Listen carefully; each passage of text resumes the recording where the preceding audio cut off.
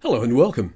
Jay Leno rose from a hard-working but largely unknown stand-up comedian to become one of America's most successful talk show hosts. Along the way, he broke into TV and movies with early roles in various TV sitcoms and small parts in movies, like Almost Heaven, then in Silver Bullet with Michael Caine and Sybill, and also American Hot Wax with Fran Drescher and Laraine Newman. But it was his stand-up comedy work and a relentless work ethic, doing around 300 shows a year, that caught the attention of big-time TV producers who offered him the chance to fill in for the great Johnny Carson on The Tonight Show. Jay eventually took over when Johnny retired and, as they say, the rest is history. But before that, Jay did the 1987 comedy thriller Collision Course with Pat Morita, best known for playing Mr Miyagi in The Karate Kid, and filmed on locations in Wilmington, North Carolina.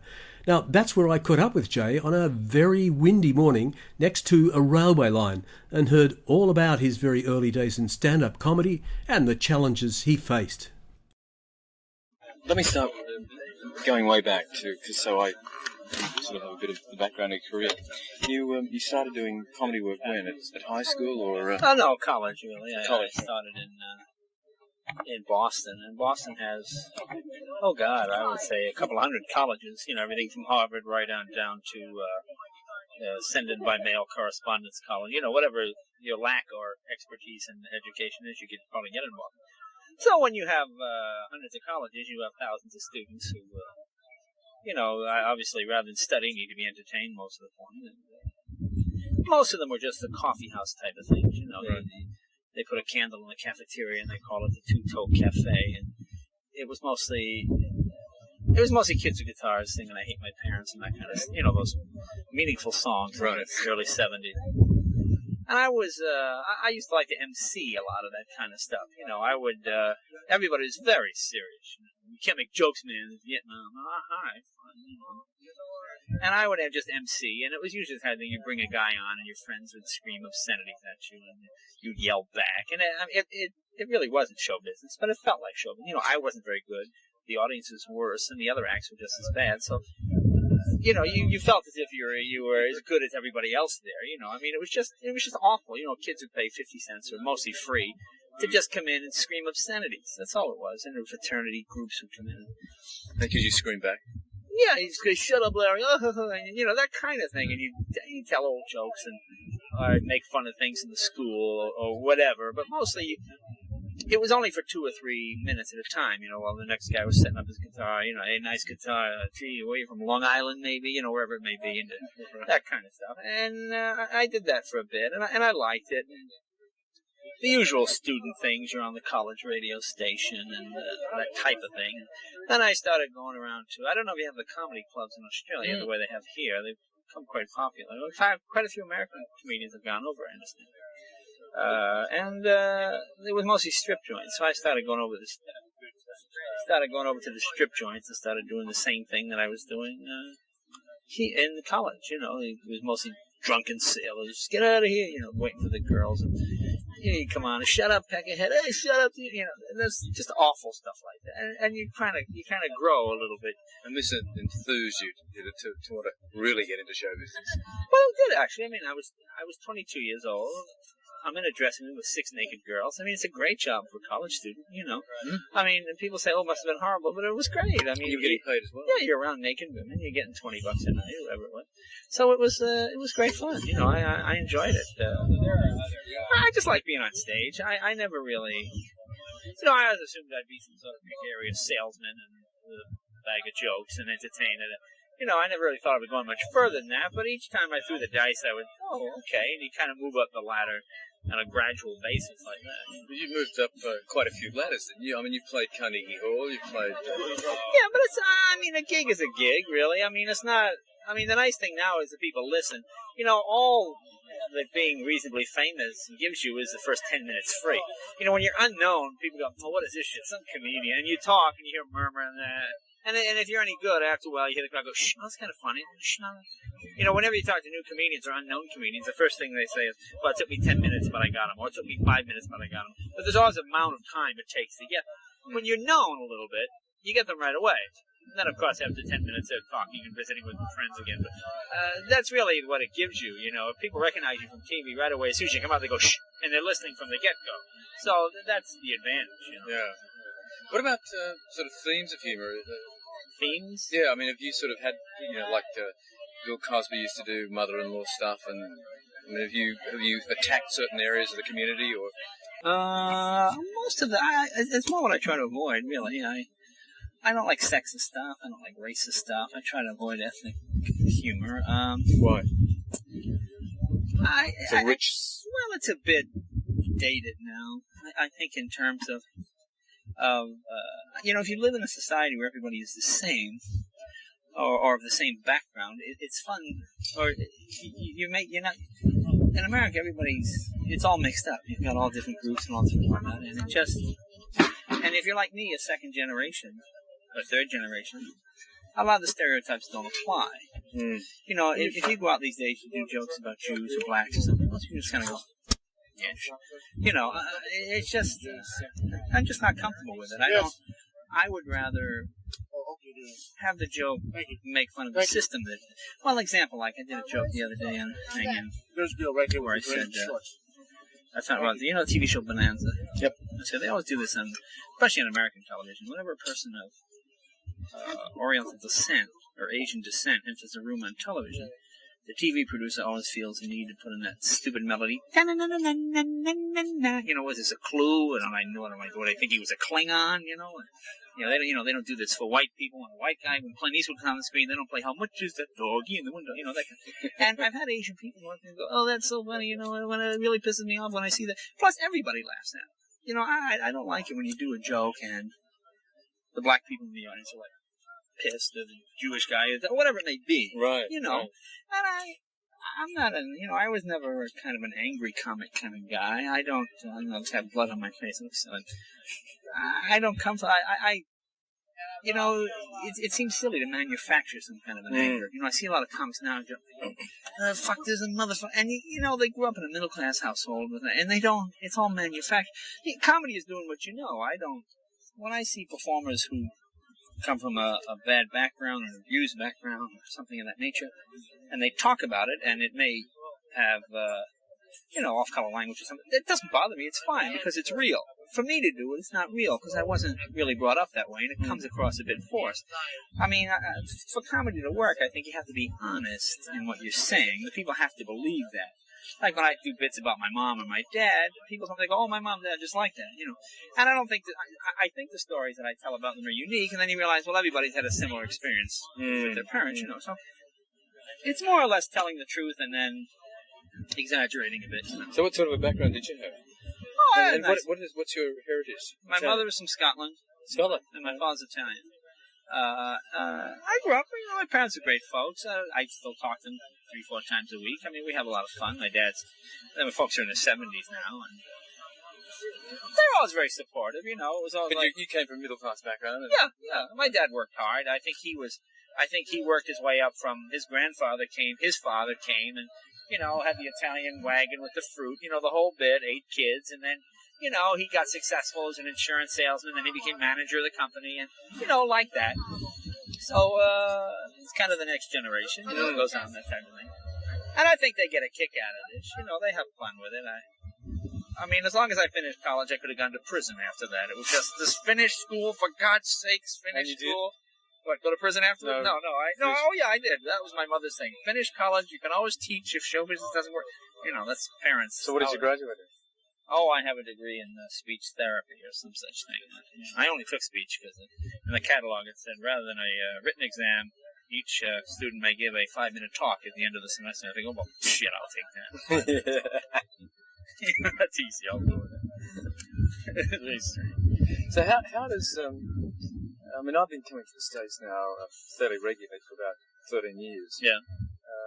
And one of the things that intrigues me is how people have come from, some small town in Arkansas or somewhere, and somehow or other they've found a vein, and it's, talent and it's luck and it's a whole lot of things, and they've emerged and they're today a star.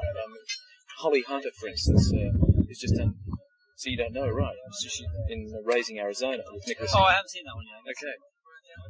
She came from from, I think it was Tennessee somewhere, small town, did some theatre, and went to college, before university in Australia. Boom, suddenly she's, emerging as a movie star. So what about comedy? I mean, it must be tough, but it must be it's a highly competitive area. Not really, only if you think of it in terms of competition. To me, if you enjoy the work, I always like the work, I mean, my goal was to make $25 a night, so that would be my money to, when I was writing the strip, I can make $25 every night. Boy, that's $150 a week or whatever the heck it is, and, spending money. But I enjoy the work. I mean, when I'm here in town, I go down to the comedy club and I do an hour show for free. Not every night, but every night we get out reasonably early, go down and work out. Because I need to keep the jokes working. But it's the same show. You get paid thousands for somewhere else. I just like the work. I mean, to me, it's fun, Well, there must have been a time when you moved from, doing the clubs to getting to do comedy. Well, it's not unlike watching the hands of the clock. I've been doing it a long time. How old are you? Since I got out of school. I just turned 37 last month. So, since I was 22, 15 years, and... An overnight discovery. Well, not really, but I know I use that expression, but I haven't, it hasn't seemed slow or long to me. It's a lot of fun. I enjoy the work. I've been kind of lucky in that I've always been able to get, or at least I think I get the respect of my peers.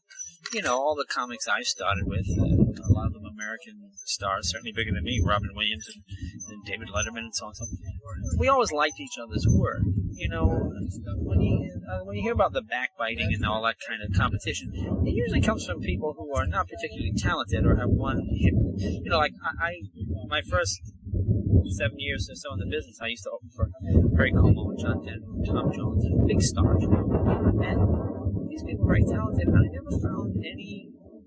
I mean, I would do well, and they would say, "Jay, go do another 10 minutes. Go ahead, go back out there and have some fun with the audience." I never found anybody, you did too good, fire him. The stories you always say. I've had experiences with people who were not real famous, but the people who are generally good at what they do, exactly, do not seem threatened. And I think I'm pretty good at it. I mean, I like it, and people seem to like it. So when I see a comic that's good, I call up Letterman, I call up Carson, and say, "Hey, I saw this guy, you should put him on the show." And it all comes around, really. I mean, to me, a few people I've helped have gone on to be tremendous stuff, bigger than me, certainly. But I never noticed any animosity to it. I find I wasn't thinking of the animosity at all. Friendly, just there are only so many slots at the top, sort of thing. Well, not really. It depends what you call. It depends how you define the top, I guess. You can work. You can work nightclubs. That's one way. It's not like being a fighter where you're number one and number two. Years ago, I think you had Milton Berle, Bob Hope, Jack Benny. That was about it. And everybody else just kind of grabbed what was left. But now you have cable. You have people that are highly visible on cable that have never been on network. You have people on network that don't get.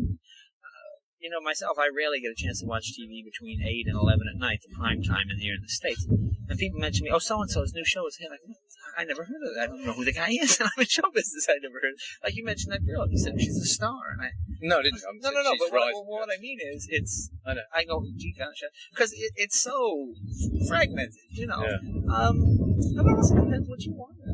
I like the work. I mean, to me, 200-seat room, 2,000-seat room. I'm always amazed that people feel they have to play 20,000 seat.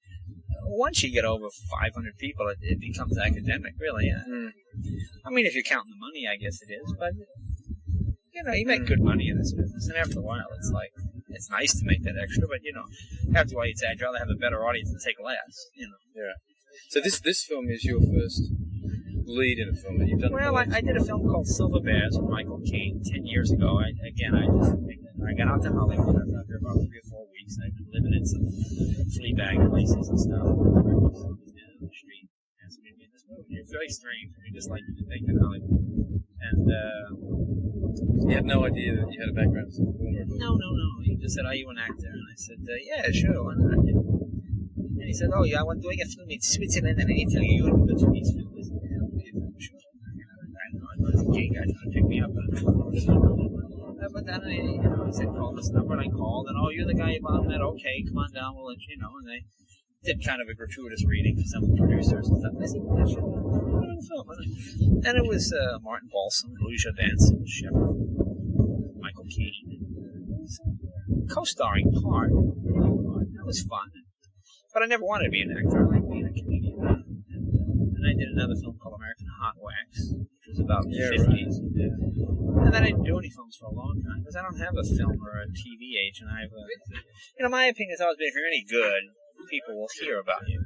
Because I really like being a comedian. See, to me, being a comedian is fun. The actual work is fun. If I was doing as a comedian, I'd do the scene, everyone would laugh, and I'd do the next scene. This is rather strange to me because you do a scene, then the director looks at it, and then the editor looks at it, and then it gets cut.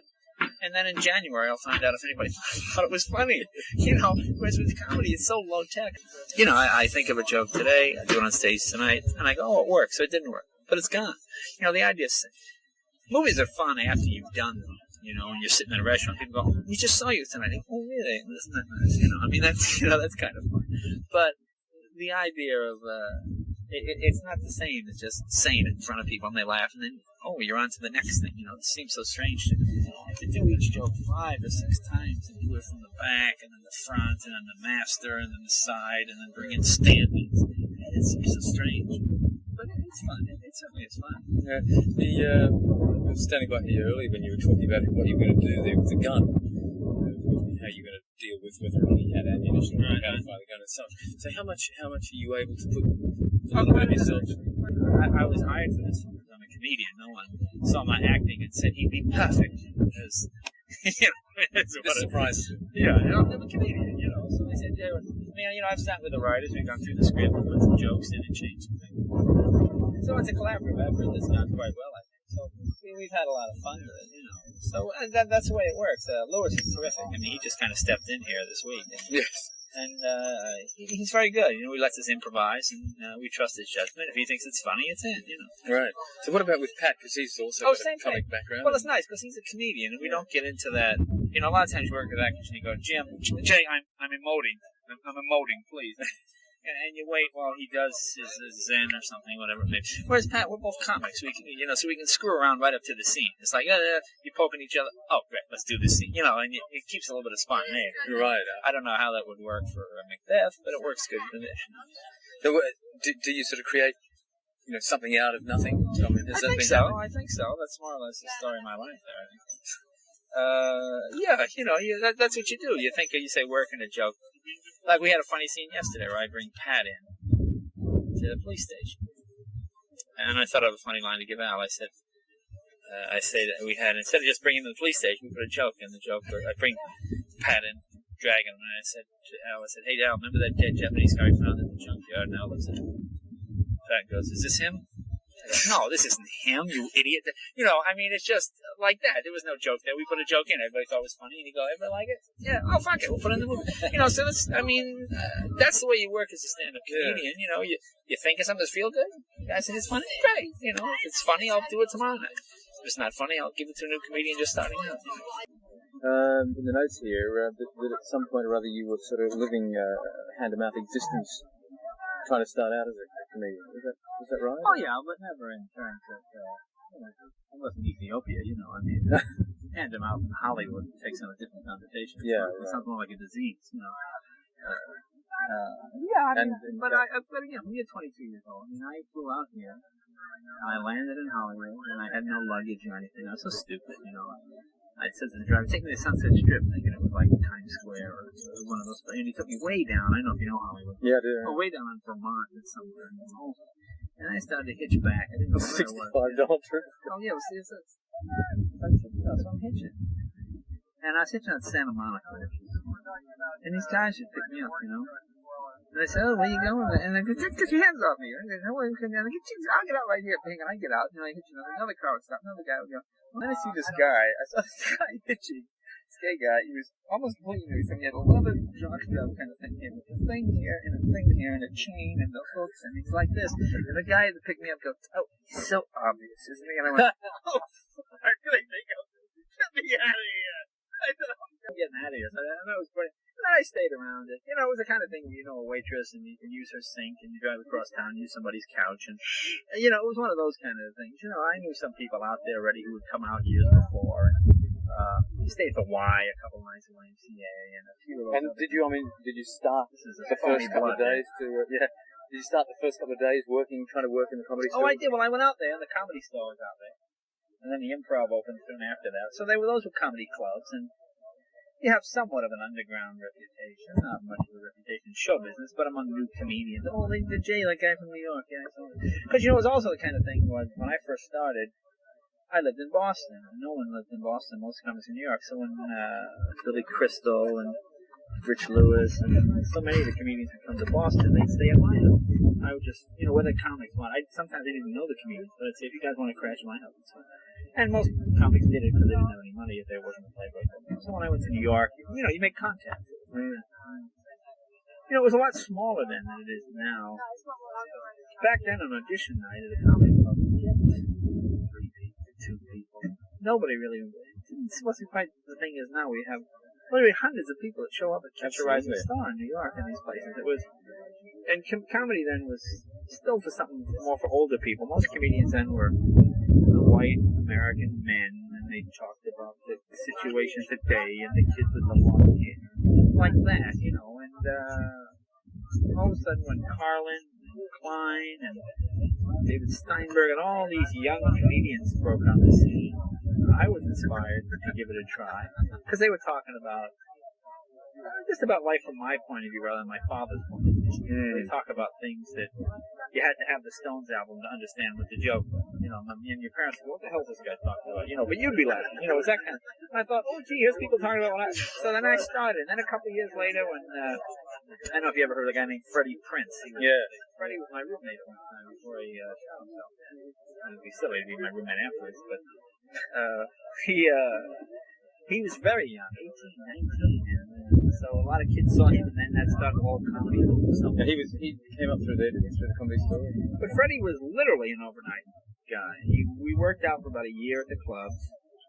Somebody saw him, put him on the Tonight Show. But I think he was the last guy to officially be an overnight star, at least in comedy. I did shows hundreds of times before people ever know who's that guy. It's that annoying guy again. Yeah, that's great. Thank you for all of that. That's got enough there? Is it well, I mean, I've been sitting here talking to you, but yeah, no, I've got that's terrific. Okay. Have you ever been interviewed for overseas press at all? I mean, I worked in England quite a bit. I used to do a lot of English shows. What was that guy? Des O'Connor.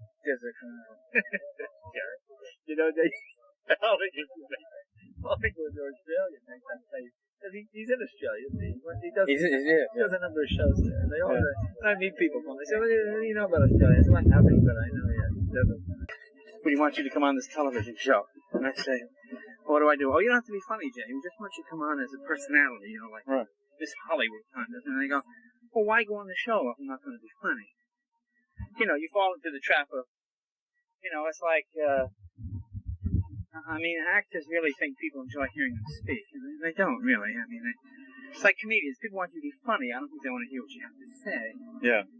But, if you hang around the business long enough, you tend to think you tend to actually believe that you're interesting, which is really hardly ever the case, The nice thing about doing comedy is you always, you go out on the road, you come to a town, people come to a show, some have heard of you, some haven't, maybe they've seen you on TV, but if you're not funny, they don't laugh.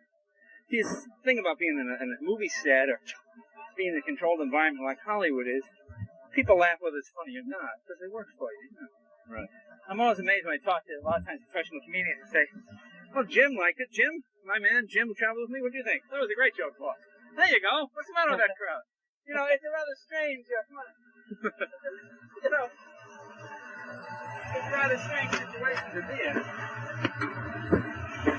Do you have kids? No, okay.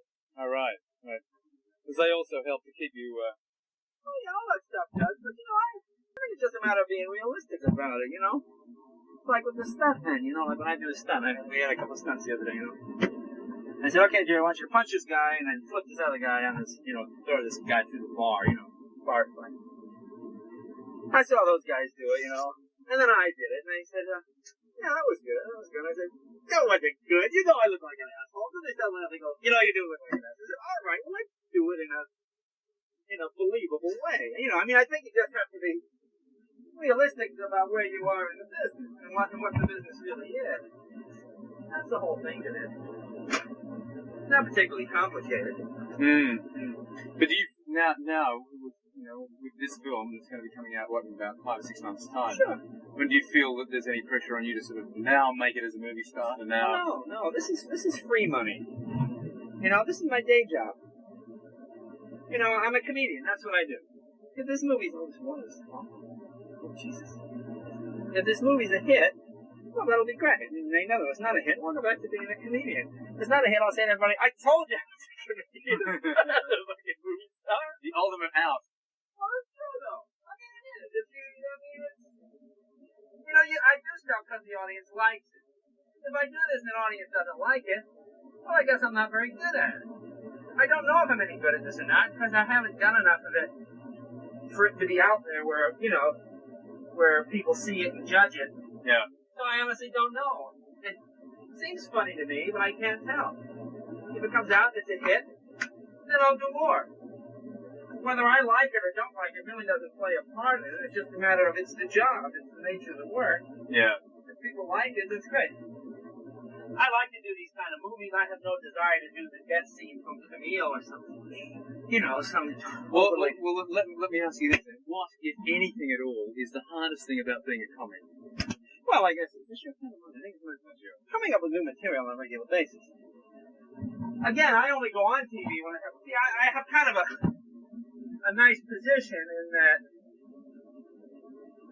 when I have a piece of material I think it's funny, I call up the Letterman show or the Tonight Show and I go, hey, I got this new bit, and I tell them what it is, and they say, come on and do it. If people call me and say, we want you to do on the show, I say, I can't do the show, I don't have anything that's funny yet, give me another week. So that's kind of a luxury, Yeah. I host Johnny Carson quite a bit, and when you do that, you got to come up with the material a bit more rapidly. But they have a team of writers there, don't they?